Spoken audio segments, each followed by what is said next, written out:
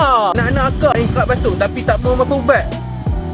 Akak boleh bagi madu kelulut ni kat anak-anak akak untuk legakan batuk mereka. Sebab apa?